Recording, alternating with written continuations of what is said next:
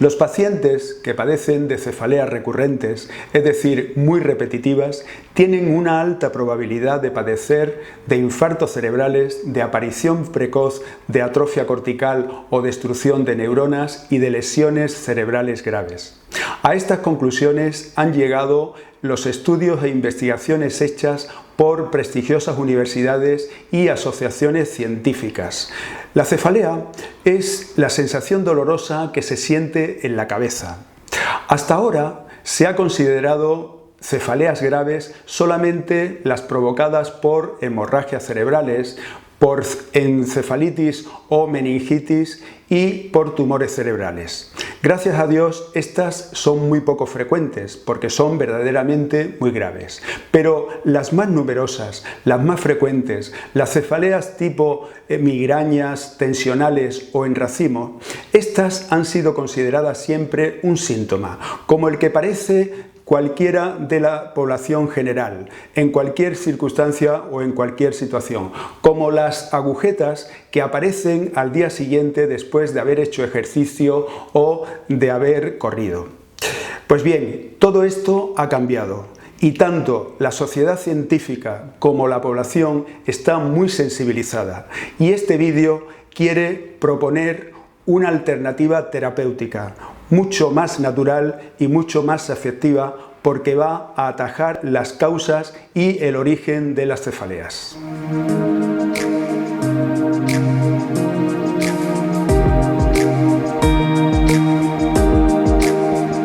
Bien hallados amigos, soy el Dr. Páez, médico del dolor. En este canal hablamos de salud y de cómo preservarla. Y nuestro principio básico es que si conoces tu cuerpo y sabes lo que le conviene, tú tienes un aval para vivir muchos años y con calidad de vida.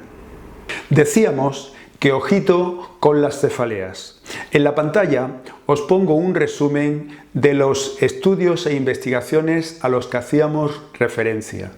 Todos concluyen y avisan de que los cambios que producen las crisis de cefaleas pueden ser muy perjudiciales y causar graves lesiones en el cerebro.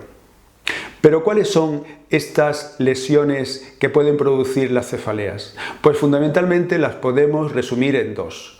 Por un lado, la atrofia cortical o disminución de la población neuronal y por otro lado, el compromiso vascular. Con respecto a la atrofia cortical, en la pantalla vemos dos cortes de cerebro por resonancia magnética, uno el de la izquierda, un cerebro normal, y otro el de la derecha, un cerebro con atrofia cortical. Referir de primera instancia que la atrofia cortical afecta sobre todo a la corteza cerebral, es decir, la parte más periférica del cerebro, pero es la parte noble, constituida por los cuerpos neuronales, la materia gris, la materia inteligente, la que procesa la información. Pues bien, si nos fijamos en el de la derecha, el reborde ese que es la materia gris está adelgazada. Los entrantes, que son los surcos cerebrales, están bastante más anchificados y en los laterales vemos esos espacios enormes en el lado derecho que son los espacios aracnoideos, que es como si el cerebro estuviera retraído. Además vemos cómo el cerebro en general está bastante disminuido de volumen. Esta atrofia cortical, la que vemos en el lado derecho, no corresponde exactamente a un paciente con cefaleas. Es un paciente con un Alzheimer muy evolucionado, pero lo hemos compuesto en la imagen para lo que es la explicación. En el paciente con cefaleas recurrentes y de larga data, fundamentalmente lo que se nota son los olvidos frecuentes, dificultad para lo que es la concentración y sobre todo el retraimiento. Pues bien, estos elementos son propios de la atrofia cortical. En otro sentido tenemos el compromiso vascular. En las crisis de cefaleas se produce un encogimiento intenso de los vasos en los inicios de la crisis, seguidos posteriormente de una vasodilatación intensa en los momentos álgidos de la misma. Esto, repetido de forma continuada y persistente y a lo largo de muchos años, puede provocar en los vasos o la obstrucción, y en este caso sería el infarto cerebral isquémico, o la rotura de la pared y sería el infarto cerebral hemorrágico. Ambos los dos con graves consecuencias para la persona. Y como me pregunta alguno de los seguidores, ¿cómo podemos evitar estas graves lesiones cerebrales?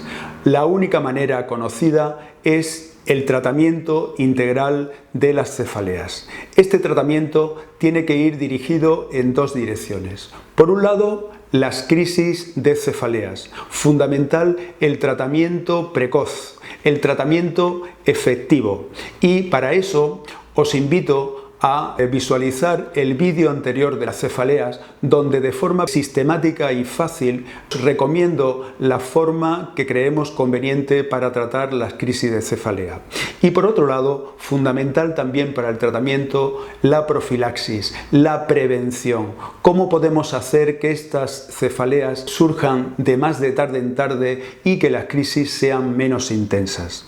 La prevención de las cefaleas pasa por conocer sus mecanismos, por conocer sus causas y tratarlas. El tratamiento que nosotros proponemos es el que llevamos experimentando desde hace 30 años en nuestra unidad de cefaleas.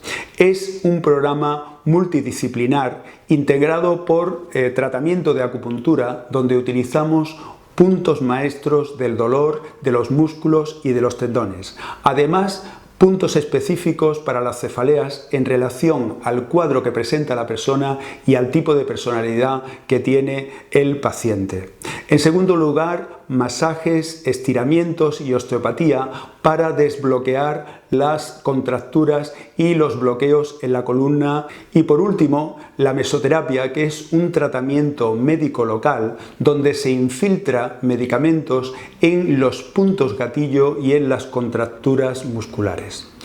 Todos integrados en un programa completo harán que nuestro cuerpo sea un fortín no solamente para las cefaleas, sino para las graves consecuencias que conlleva. Muchas gracias.